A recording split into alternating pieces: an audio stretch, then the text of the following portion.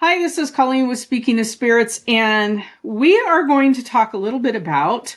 We had an investigation last night at the Paradice house in Pocatello, and we had some great things happen to us. It's a very active location. So, I forgot to introduce everybody. Gina and Susie and Kate. And Kate she wasn't at the investigation with us, so she kind of wanted to pick our brain a little bit about it. I have so many questions. Yeah, let's go for it. So, first of all, if I understood this correctly, Colleen, you usually take in the calls and filter out, is this a place we go to? Yeah. Right? So, tell me about that. How did you get the call? What were they saying? Well, yeah, so probably for every 20 calls, I might be interested in one location. And it's not, I do pick and choose because automatically, if there are children involved, we try to go. Yeah. Sometimes they don't follow through with us, and that's not our fault. We'll do everything we can, right. And then they put the skids on it, and that's fine for whatever their reasoning is. I think sometimes people think that if we go in, it's going to make the house more active, and that's not the case. We always try to quiet things down when we leave and try to stay on top of that scenario with them. But so this came in. I was emailed by someone I'm not going to give his name out, but I was emailed by somebody who's in charge of the property right now. And he told me a little bit about it. And then I knew that Tim on our team had grown up right next to it. So I immediately sent Tim the picture and I said, Tim, do you know this house? What do you think? And he goes, oh, yeah.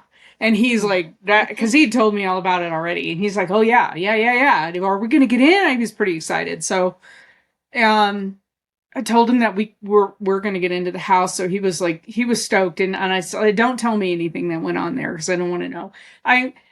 Usually I handle the calls and I know the information and I try not to tell the team the information. These gals and Mark, before we even drive up, they get things pegged, but, they may not know some of the nuances in the facility that I'll know. And I try not to tell them because I want them to not be swayed right. One way or the other by stuff. Like they may know something happens, but they don't know specifically where the homeowner may have told me that. But so, we decided instead of setting up, and it's weird because we have so much gear, but we've been having problems with our hard drives. And so we decided to go light on this one. And I enjoyed it a lot more. Mm-hmm. Yeah. That's awesome. So Gina, when you pulled up to the house, what did you feel? Well, it was funny. I actually had drove in that area because we didn't have an address. I just knew it was located. Am I able to say where it's located approximately? Yeah. It was located near the Sandrod House, which is very famous in Pocatello. So after I picked my granddaughters up from Head Start, which is right over in that neighborhood, I went and I drove by. And the only thing we'd been told was that it was next to. Well, there is a house next to. But I drove down and I'm like, I think it's the one. So I actually messaged her. I said, is it the house next to the Stanrod or the one directly across the street? It was the one directly across the street. And that was what I felt. I guess I felt chaotic energy would be the number one thing that I would say. It definitely felt active and chaotic to me. Susie, when you walked in, what did you feel? Well, I started with the picture that Colleen originally sent us because I was drawn to the upper left window immediately, and I got the little pictures in my head of an older gentleman, with the top hat and a high black collar and mustache and stuff walking out to his horseless carriage, and very much pride in that, going back and forth, where it was supposed to be. And then I just did feel that there was a lot of chaotic type energy with it, and it was busy. So I was excited. I didn't drive by because I was like, I'm going to wait. Because I'm not from Pocatello. I knew I was didn't know where it was after it started because I had to be later. But I just wanted to make sure I didn't pull up to the wrong house in the dark or, right. Because you don't always necessarily park right out the house. Front. Yeah. And when I first walked in, we were talking to the gentleman, and just kind of going through rooms, and I was immediately drawn to two pieces of furniture in one particular room. And that was really interesting because we could kind of see it moving slightly. I don't know if you want me to say everything. Go ahead, because So- we live streamed it. So. Okay, so in the back room, there was a rocking chair, and it was just moving ever so slightly, and I was very, very drawn to that. Whether it was any part of the original owners or because they collected antiques, or if it had the energy of the previous owner that didn't live there. And then there was also a child's stool in the dining room that was a little creepy. And then, so that's where I started off with it. I didn't like the stool and that somebody was hanging out in that chair. So you said you went in with light gear. What was your process, or what was the method that you guys chose? Yeah, so normally we have several hard drives with like home security systems. And unfortunately, ever since we did the Yellowstone Hotel, we've had nothing but problems with our hard drives. So when you have a security system, like in a convenience store or anything like that, you can go in and you can review things and it's still recording, right? And we had, through that investigation, reviewed stuff. It was recording just fine. 3 different systems in that place because it's so big. And so we knew it was all recording. It was fine. When we walked out the door the next morning, I'm all excited because I had the day off. I'm like, I'm going to download all the hard drives and get them to the team. It had factory reset every hard drive. Every single one. Now the data may still be there, and I called a data recovery company and they said it was like a minimum $500 to pull it. And I'm like, I can't do that. We don't charge anything for our investigations. I'm not going to spend $1,500 to recover the data. Yeah. But so and is there a guarantee that there would even have been? There's not a guarantee. It's just their time. So we have had those hard drives on a few investigations since then, and we've had nothing but problems with them. We went to Gate City Coffee and we had problems with them there. So I'm like, I don't know what to do with them. They do appear like they're working fine, but every time we're on an investigation now, we can't trust them. So now I'm like, we're using these and we live stream or we're recording, and I don't know what to do. I've spent a lot of money on these systems and I can't use them now. So we went in with just our handheld gear. I told everybody, have your cell phones charged before, or like a handheld video cam. Have your cell phones charged before we walk in the door. Everybody's responsible for filming and voice recording. Bring your voice recorders, whatever, like that, handheld gear. But we're not setting up our cameras because I can't trust the hard drives now. So that's what we did. We went in and we did a little bit of a walkthrough, and then we started investigating. Awesome. What was your experience in the house? It was a torn thing between two things. I have severe allergies, so I was kind of struggling because it had been flooded. So I had some mold issues. There were, that kind of thing going on. But Susie and I pinpointed almost the exact same time some things we were completely able to validate. And it was neat. I had a piece of jewelry in this huge, the big cabinet door kind of jewelry boxes that either hang or stand, and you can put 20, 50. There was at least 50 necklaces on there. One moving, none of the others moving. So it wasn't like it got bumped. Because if you bump it, there would be multiple pieces, at least a few pieces moving. Saw some very strange things. It was funny. I love dolls. No one else on the team. Yeah, I know. I had some other friends today on my post. They're like, burn them. Just take them out in the yard and burn them. I'm like, I love dolls. So there were some really cool dolls picking up I don't know if I have rose-colored glasses when it comes to the dolls, but I love the dolls. The other part that was a little challenging was the chaotic clutter. It was there was a lot of clutter, and it was kind of dirty. It was very dirty. Lots of smells that kind of, between your physical self trying to not be bothered by it versus the spiritual, psychic, those kind of things trying to tap into it. We were getting both kind of smells is what she was talking about. Like all 3 of us were in the master bedroom, and all 3 of us at different times were smelling the same thing. We were smelling feces. we were smelling sick, like a cancer type of illness, like decay and rot. Just in the It was basic same area, Bad. but I had to leave. different times. Finally, had to leave the room. I'm like, I can't. Well, it was so overwhelming to me. I had to leave the room. Yeah, it was bad. So yeah, and that's nothing on, No. we don't know what the situation was with the people that lived there. It just was it was overwhelming. Some of it was overwhelming. It just is what it is, because her experience was happening and ours wasn't at the same time. But then when she went, she could feel it. And then I went and it was the same thing. But like, and it was in the same general area, and mine didn't. I was like, oh, I don't smell anything really. And then I started touching items, personal items. And then it just like a wave. Mm-hmm.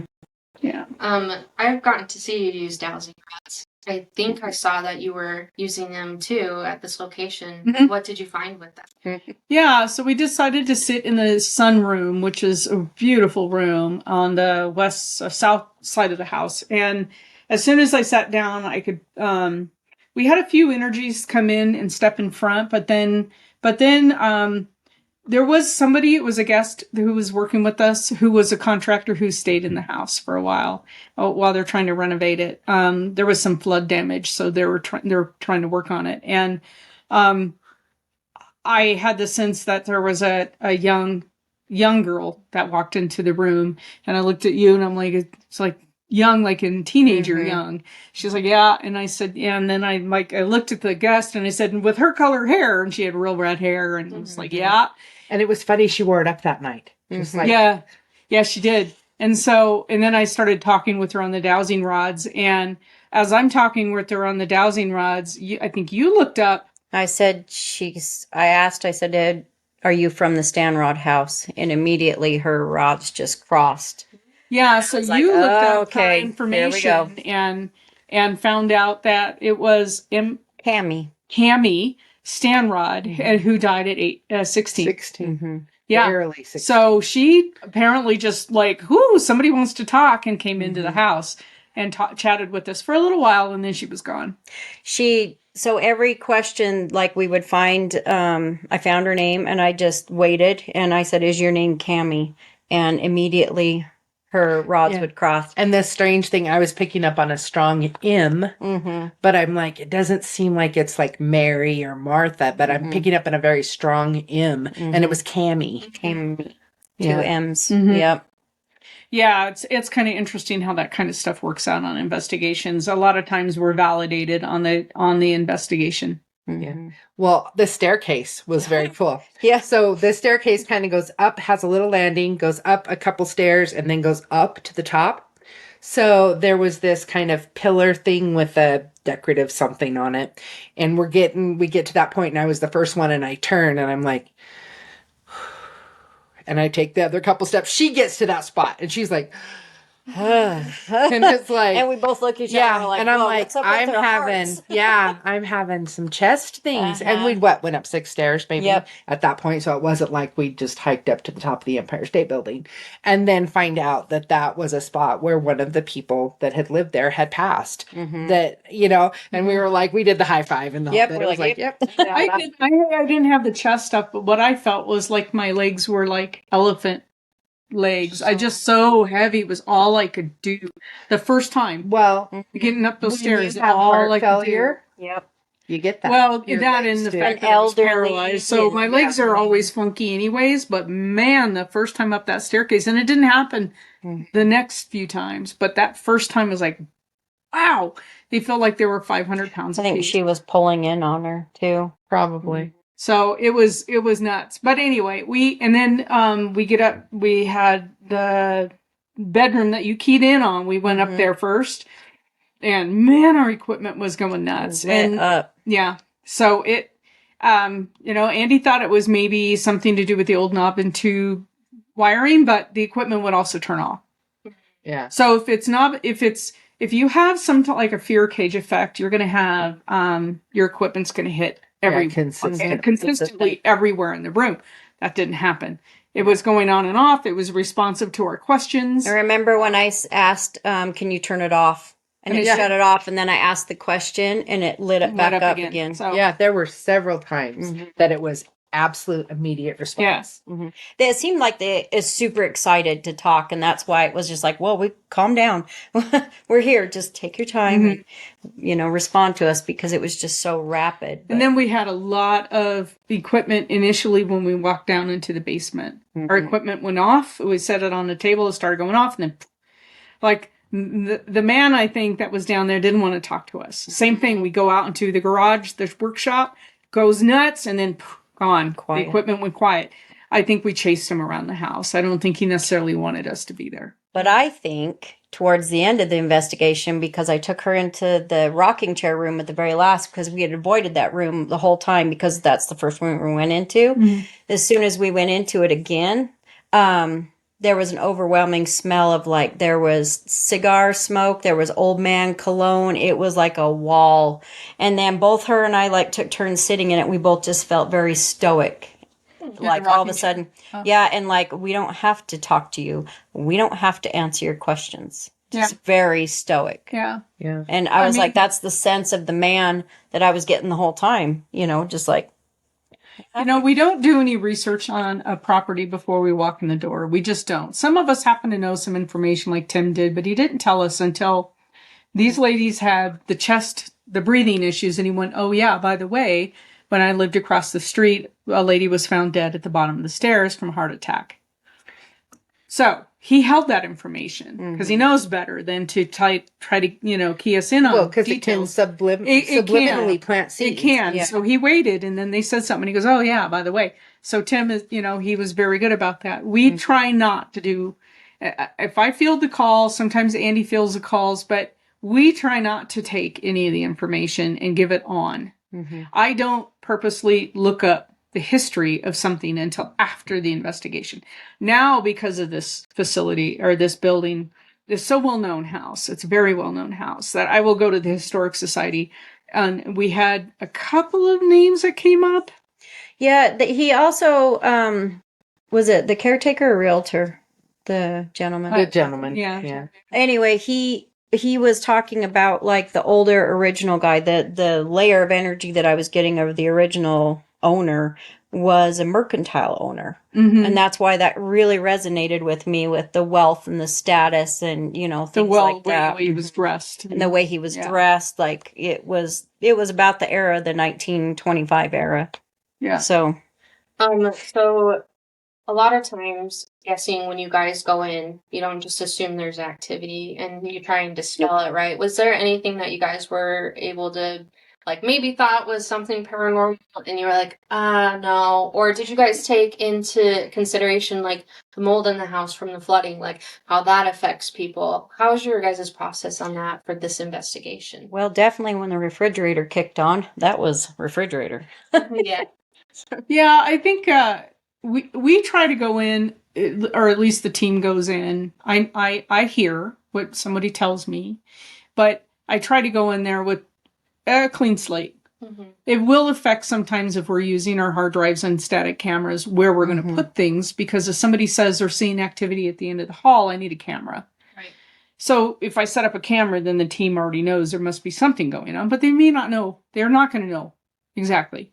But we try to go in and not necessarily discredit anything anybody's saying, but go in with kind of a blank slate and see what we get. I think that there's a whole lot of people out there who have a lot of gifts, and they have no idea they have a lot of gifts. And so they just think they're crazy, or they want us to come in and maybe so their husbands or wives don't think they're crazy, so they ask us to come in. Yeah. One of the things was one of the doors opening, and she went over and it just had a harder time latching. She 2 or 3 times. I had to push the bottom of it with my foot at the very bottom, and then it would finally latch. So yeah, because we were standing there talking, we turn around and the door goes. Yeah, that was completely like, nah, that's not paranormal. Because I just know how to shut a door properly. Yeah. Is there anything about the experience that you guys want to share that you haven't yet? I do. Okay, One go thing, ahead. just really quick. I just want whoever is interested in the house to know that nothing is bad there. Right. Nothing is creepy there. the energy that, like, I don't know, Gina and I were talking about it, like the energy of that home, it just wants to be loved. It misses the care and the attention that it got, and it just wants to be loved. It's not going to be anything negative for anyone if they get I it. think that's what from investigations. Yeah. It's negative, so Yeah. I'm sure that's reassuring. Well, welcome to Pocatello. Yeah. I would say 60% of areas have some activity. Yeah. That's just part of our area. sure. But one of the, I don't know if it's cool. I'm weird, but a little bottle of hair. Oh God, that was creepy. I'm sorry. And I was the only one I think that noticed it. Yeah. And I didn't even know. Well, I was- was so overwhelmed with that. Yeah, it was the stinky room that we all picked up on really pungent smells that other people standing right next to us did not They didn't smell. smell. So I'm like, I gotta leave. yeah, she was like getting green. She Yeah. was like We're gonna literally get here. physically changing. But where the bed sat, there was a wall. And then there was a door to a bathroom and a wall. And that was where the jewelry was swinging, was right there. So I'm standing there and there's this weird picture. I didn't look that close at the picture because as I looked at the picture, I noticed the bottle. But it's like squiggly lines. And I don't know if it was stitched or if it was painted. But in the picture frame was just squiggly lines. It was like green and gold. It was weird. But there was a little, about 1-inch bottle with white hair. I don't know if it was Somebody, I think it was hair. It looked like hair Yeah. to me, but Yeah. it could have been somebody's grandmother or something, and they Yeah. wanted to keep it, and that's fine. But I think that combined with everything going on in that room, I was like, oh God, I can't. Yeah. And it had like the curly ribbon, Mhm. pink curly ribbon around the top of the bottle and like tied and it hung over that picture of the squiggles. And she's like, do you think it could be a child? And I said, well, most children don't have longer White. hair that's white. White. And I said, Yeah. I couldn't, I took the picture because I wanted to go home and look closer. I didn't want to touch it and mess with it. I mean, I kind of looked a little bit at it, but that was strange. That was I'm really leaning strange. towards pet hair for sure. No, it was human hair. Really? Oh, it was human hair. It was human? It was definitely. Did you see my enlarged picture? No, I didn't. Yeah. So, I do know it was Oh, yeah. pretty Okay. yeah, because it's hairs. It's not Yeah, fur. it's hair. It's hair. So when I was in there, and nobody answered me, but I had a feeling of like a generational, like a mother taking care of a daughter, or I mean, a daughter taking care of a mother thing, like a 2-generational thing, and maybe that was Yeah, a that's piece what of grandma's. That's what I'm thinking. Grandma's hair. It's gross, but Because I'm a weirdo and I have several people's hair. Okay. that it So was just maybe- combined with Yeah. everything else Yeah. going on in that house. That kind of creeped me out a little bit. But um there's a doll in the basement of he looked like a marionette. He was the only doll in my life that has never freaked me out. I liked that doll. He was very cool. I liked him. He was very cool. But so I just want to address chaos. So we have gone and we've done investigations at a lot of homes where there's hoarding situations. And this was one. Yeah. The Now, clutters. in the basement, there was over 40 of those, what they call action packers. They're the enormous, like Costco tubs with the yellow lids. They're huge. That contents of the house is being put in, cataloged and put in inventory to go to an auction facility, right? It didn't make a dent in this house. No. Didn't make a dent. I And didn't know that one was bit. what was in it. I That's- wouldn't have thought it had no. been touched. Uh-huh. No, you would not have thought this house had been touched.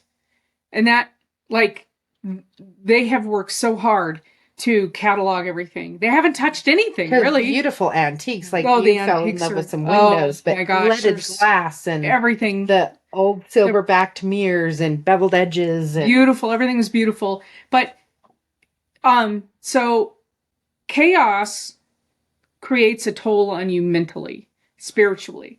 And hoarding situations, I don't care what it is. I don't care what kind of hoarding it is. And this was a very exquisite hoarding. Yes. Like, as in yeah, it wasn't empty pizza boxes and No. letter This boxes. was no, it right. was really high dollar hoarding. High Like some end. of, like really, really, really expensive stuff. I don't want to, Remington. yeah, I just don't want to say a lot of what No. was in there because I don't want to.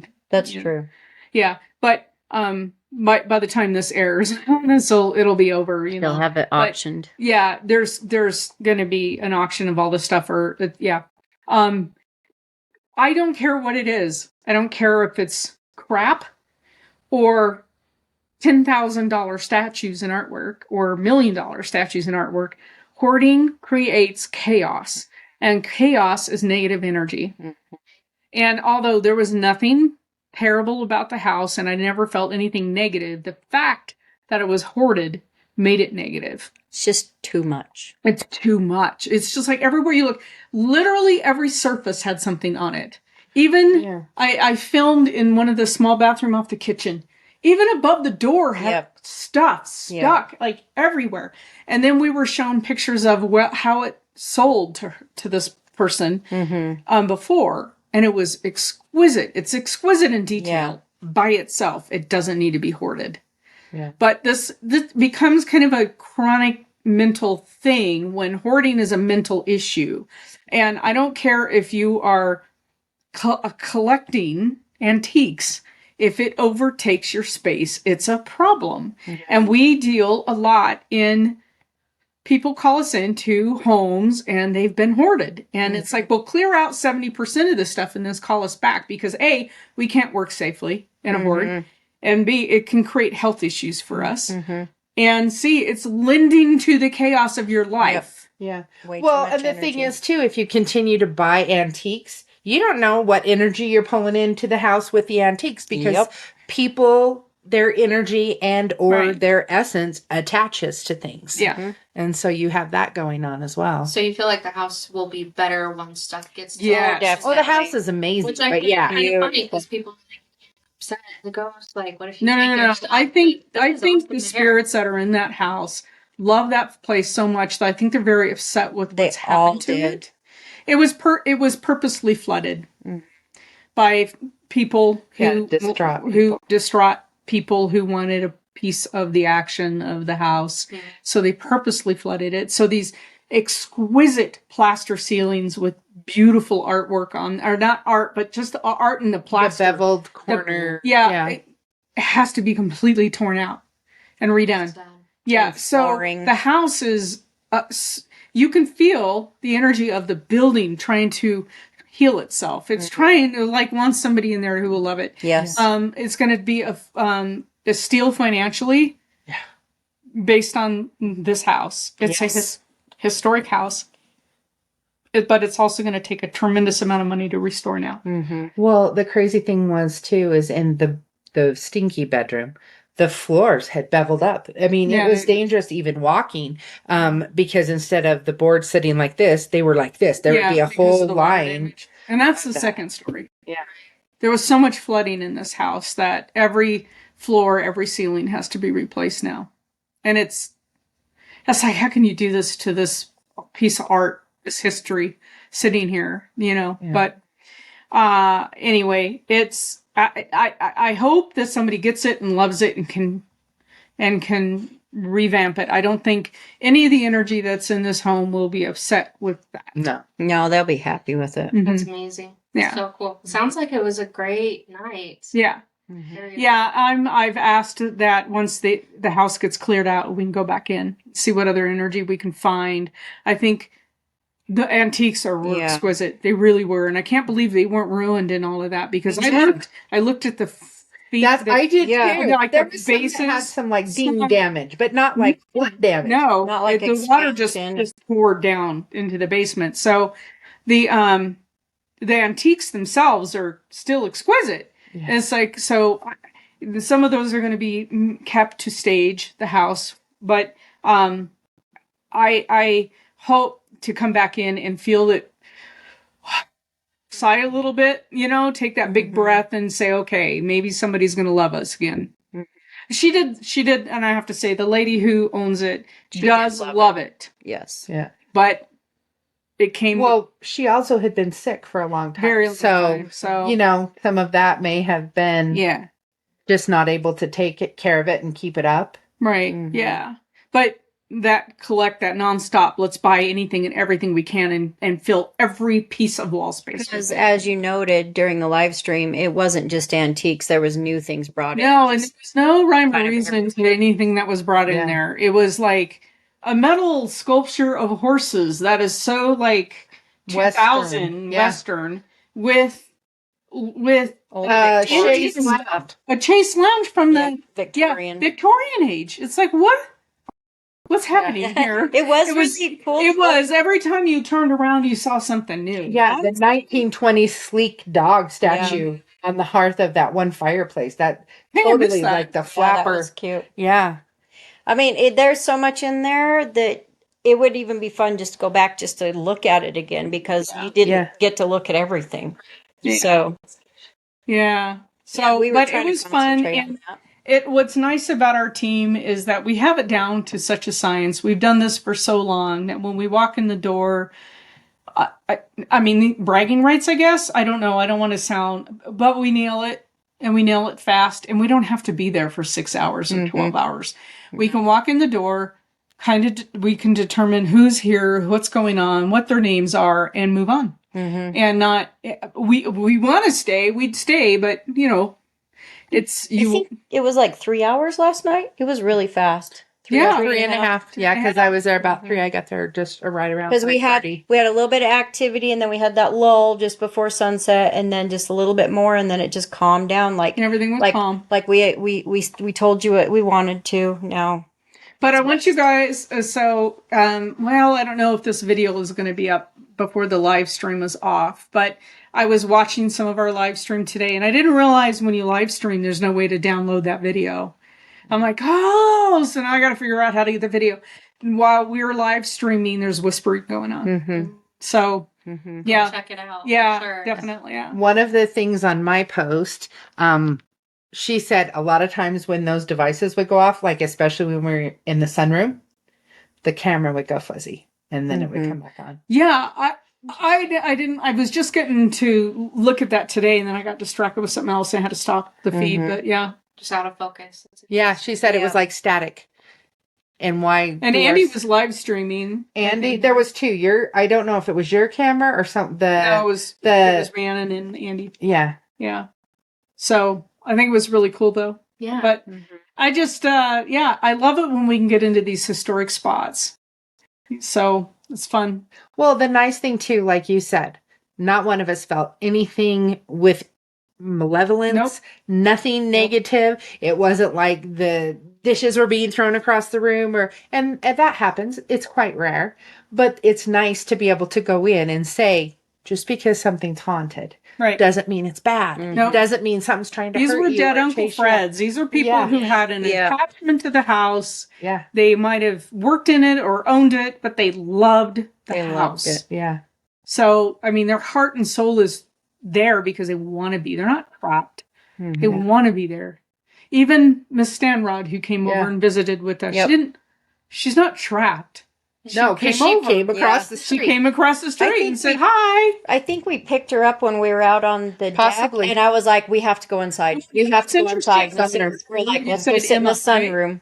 Emma? Tammy. Cammy. Cammy came over to us on the Yellowstone, too. Because her father was an investor of the Yellowstone Hotel. And so we kept getting her spirit there. A young girl's spirit there. And then Tim, I think, might have been doing, I don't remember, but I think Tim was going, oh, that must be so-and-so Stanrod, his daughter. And I just, it's been a couple of years now. I forgot all about it because I don't. Your E.L. name? Her first name's Elvira. Yeah. Oh, that's it. So she kept getting So EL. maybe she was in there earlier when I kept hearing the EL. Yeah. Or you were just picking up on her big time. Yeah. So she's making her way around town there going, hey, Pocatello Paranormal right here. Well, yeah, social butterfly. She is. I found you guys again. Yeah. Pretty cool. So, yeah. So anyway, if you're, that's what these investigations are all about. It's not all spooky, dark.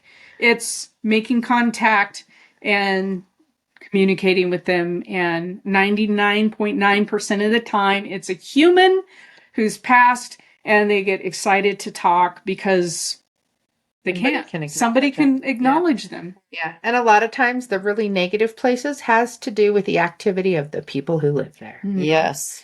And I don't feel like this house has ever had anything negative in it. No, it's just been a loving, lovely house.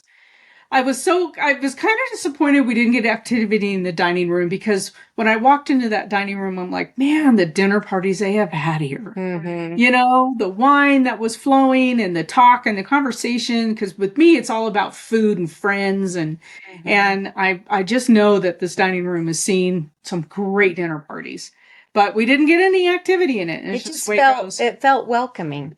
And Yeah. then that living room where we sat just felt like a safe space. Mm-hmm. And those are the two spots that were just dead calm to me. Mm-hmm. The living, Where we The sat big- with the big fireplace. the big, yeah, I never really spent much time in there. Mhm. And that's actually where Rianne, Mhm. she said that that's the only place she felt safe in the home. And that's where she slept. So Rhiannon is one of the contractors who's been helping renovate some of the damage from the flooding, and she stayed there for a few weeks. It was too much. Yeah. It was a lot. She said they would hear that rocking chair just boom, boom, boom, boom, boom, boom, boom, all night long. Which was nice that I told her I could see it moving. And she's like, yeah, we hear it and I've seen it move. Yeah. So yeah. I'm like, Thank you. Like Yeah. that yeah. experience. Yeah, she got $1 for She also has a lot of gifts. It sounds like her daughter has a Yep. lot of gifts. So Yep. it's to be able to work with us and then have some of that validation of, okay, I'm not crazy. That rocking chair is rocking, right? Yeah. Helps validate me too. And Yeah. she's like, yeah. Yes. On to the next one.